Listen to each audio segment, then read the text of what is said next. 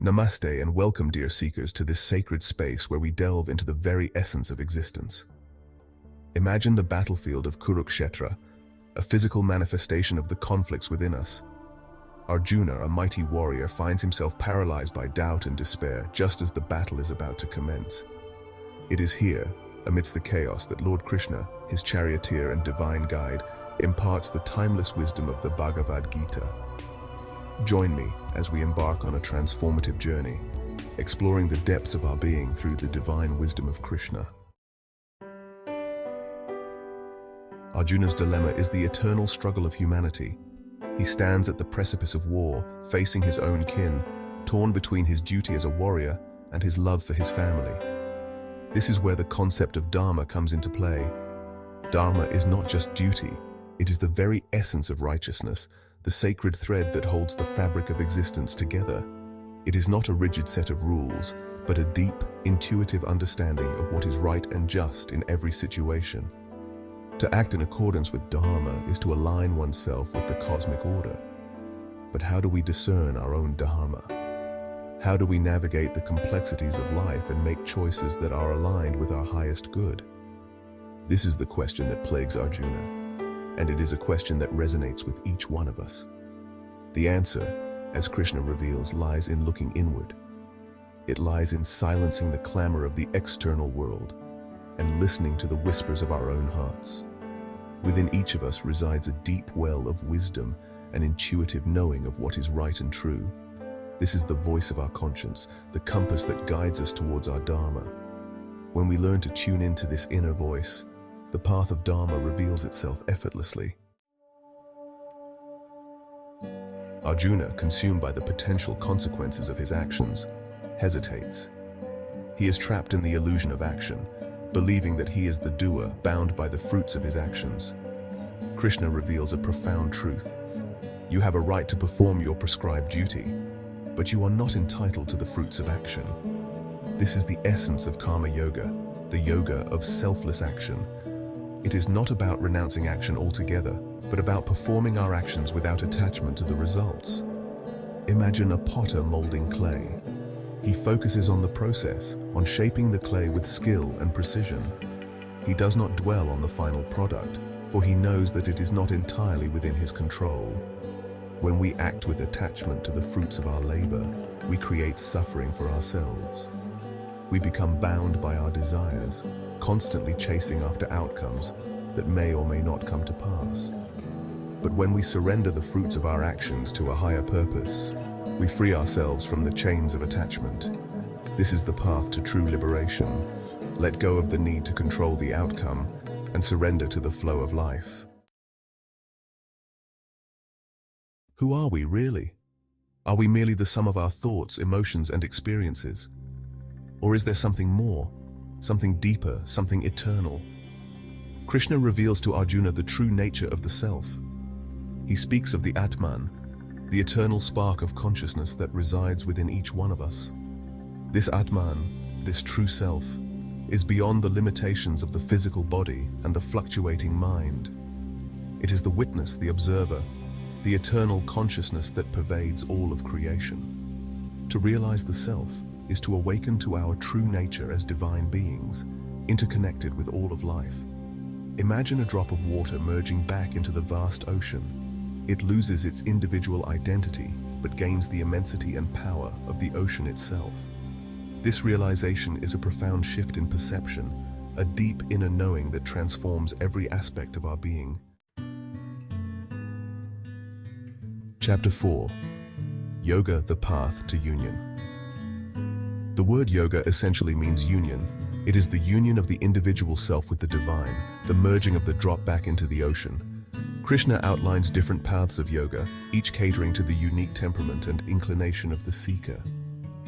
There is karma yoga, the path of selfless action, where we purify our hearts through dedicated service.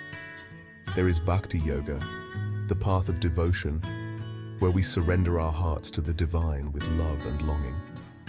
There is jnana yoga, the path of knowledge and wisdom, where we seek to understand the true nature of reality through contemplation and inquiry. And there is Raja Yoga, the path of meditation where we still the fluctuations of the mind and turn our awareness inward. Chapter 5. Surrender, the ultimate act of courage. Surrender. The very word can evoke feelings of weakness or defeat.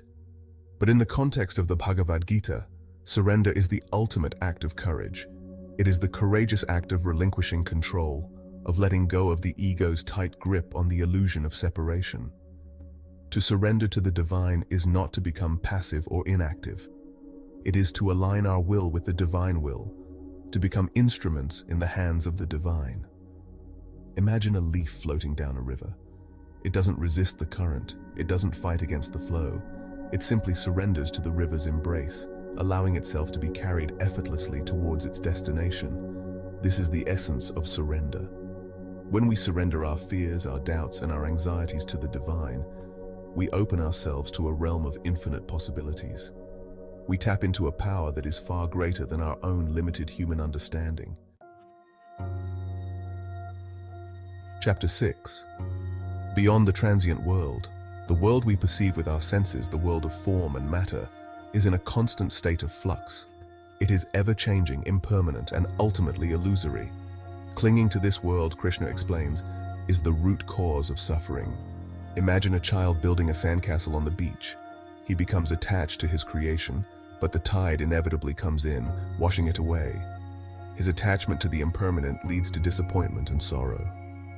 We too are like the child, attached to the transient pleasures and possessions of this world. But there is another reality Krishna reveals, a reality that is eternal, unchanging, and everlasting. When we shift our focus from the impermanent to the eternal, we begin to experience true freedom and fulfillment. Chapter 7. A glimpse of the infinite. Imagine the entire cosmos, the vast expanse of the universe with all its galaxies, stars, and planets, contained within a single being. This is the awe-inspiring vision of the universal form that Krishna reveals to Arjuna. It is a vision of such grandeur, such magnificence, that it defies human comprehension. Arjuna, overwhelmed by the sheer vastness and power of this cosmic form, falls to his knees in reverence and awe. This vision is not merely a display of Krishna's divine power. It is a profound teaching, a glimpse into the interconnectedness of all things. When we recognize this divine spark within ourselves and within all beings, we begin to see the world through the eyes of unity and love. Chapter 8. The path of knowledge and wisdom. Knowledge in the context of the Bhagavad Gita is not merely intellectual accumulation of information. It is a deep experiential understanding of the true nature of reality. It is the wisdom that dawns upon us when we pierce through the veil of illusion and perceive the world with clarity and insight. This knowledge is not something that can be taught or learned from books. It is a direct, intuitive knowing that arises from within when the mind is still and the heart is open. When we cultivate this inner knowing, we begin to walk the path of wisdom. Chapter 9. Embracing peace and righteousness. The ultimate message of the Bhagavad Gita, the essence of Krishna's teachings, is a call to peace and righteousness. It is a call to transcend the duality of good and bad, right and wrong, and to embrace the unity that underlies all of creation. This peace is not merely the absence of conflict. It is a state of inner harmony, a deep sense of contentment and fulfillment that arises from living in alignment with our true nature. And righteousness is not about following a rigid set of rules. It is about acting from a place of love, compassion, and understanding. When we embrace peace and righteousness as our guiding principles, we become instruments of positive change in the world. As we conclude our exploration of these profound teachings, may the wisdom of Krishna continue to guide and inspire you on your journey of self-discovery. Remember, dear seekers, the battlefield of Kurukshetra is not a distant land. It is the landscape of our own hearts and minds. It is within this inner landscape that we must fight our battles, conquer our fears, and awaken to our true potential. If you have found solace and inspiration in these teachings, consider subscribing to the channel and sharing this video with others who may benefit from Krishna's timeless wisdom. May you be blessed with peace, love, and enlightenment. Until we meet again, may the divine light within you shine brightly.